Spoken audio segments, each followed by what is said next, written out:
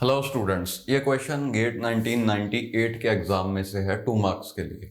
तो स्टेटमेंट देखो, they are asking what happens when a bit string is xored with itself n times as shown. तो ये expression आप देख सकते हो।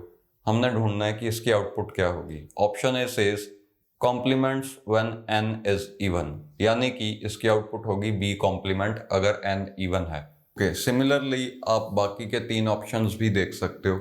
I've noted them down here. So let's solve this question. यहां पे सबसे पहली कंफ्यूजन जो आपको हो सकती है वो है n क्या है। n है नंबर ऑफ XORs, यानी कि इसमें n की वैल्यू 1 है। n is equal to 1 here because यहां पे एक ही XOR साइन है।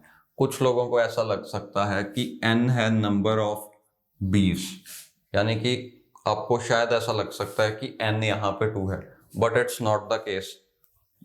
क्वेश्चन पढ़ के आपको ये कंफ्यूजन हो सकती है बिकॉज क्वेश्चन में क्लियरली मेंशन्ड नहीं है, बट ये चारों ऑप्शंस देख के कोई भी कंफ्यूजन नहीं रहेगी।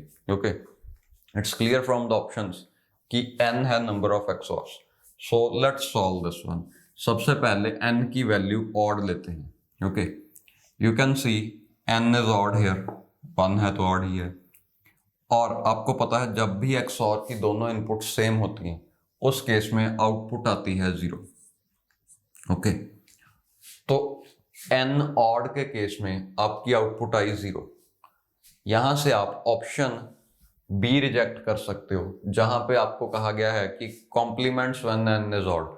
ऑप्शन B के हिसाब से जब भी n ऑड हो तो आउटपुट B कॉम्प्लीमेंट आनी चाहिए, बट यहाँ पे B कॉम्प्लीमेंट नहीं मिला, यहाँ पे तो आउटपुट 0 ही होगी। अब चाहो तो एक और वैल्यू लेके भी कंफर्म कर सकते हो। Let's confirm it for n is equal to 3। Okay, तो क्योंकि ये एसोसिएटिव है, एसोसिएटिव मींस एक एक्सप्रेशन में जहां मल्टीपल XOR गेट्स हैं वहां पे ऑर्डर ऑफ सॉल्विंग मैटर नहीं करता, यानी कि आप चाहो तो पहले इसे सॉल्व कर लो, आप चाहो तो पहले इसे सॉल्व कर लो। ओके, तो ब्रैकेट्स यहाँ पे मैटर नहीं करती। That's the reason I can put brackets anywhere. तो पहले अगर इसे सॉल्व करें तो आपको पता है B XOR B होता है 0, दिस पार्ट इज 0।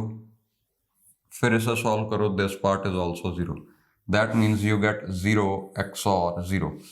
अब फिर से XOR गेट की दोनों आउटपुट्स 0 हैं, यानी कि इसकी दोनों इनपुट्स 0 हैं, तो इसकी आउटपुट भी आएगी 0। यानी कि ये कंफर्म हो गया, जब भी n ऑड है आउटपुट हमेशा 0 होगी। ओके, तो ऑप्शन B गलत है। अब देखते हैं जब आउटपुट इवन है उस केस में क्या होगा। Let's take a even value of n, for example n is equal to 4।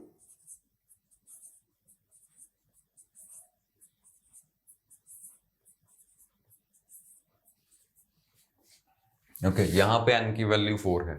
Let's solve for this. Here you can see B XOR B होगा 0, B XOR B होगा 0। ओके,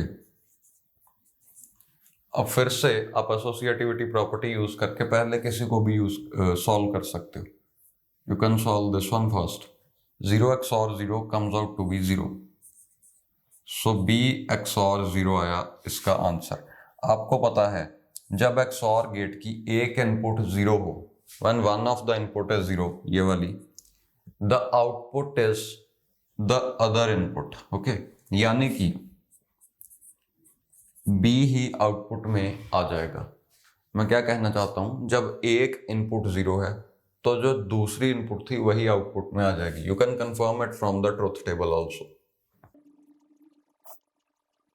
तो यहां पे आप देख सकते हो इन दोनों केसेस के लिए A 0 है। ओके, इन दोनों केसेस के लिए, तो यहां पे आउटपुट में 0 1 एज इट इज आ रहा है, यानी कि जो भी सेकंड इनपुट है वही आउटपुट में आ रही है। Okay, so the answer is B here, यानी कि जब भी n इवन है उस केस में output remains unchanged. So option D is correct, remains unchanged when n is even.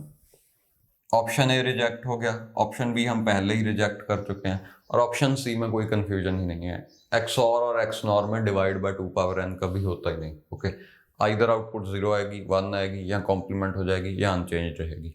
तो सिर्फ इन तीनों ऑप्शंस में से कोई एक आंसर हो सकता था, ये दो रिजेक्टेड हैं, option D is your answer. Okay.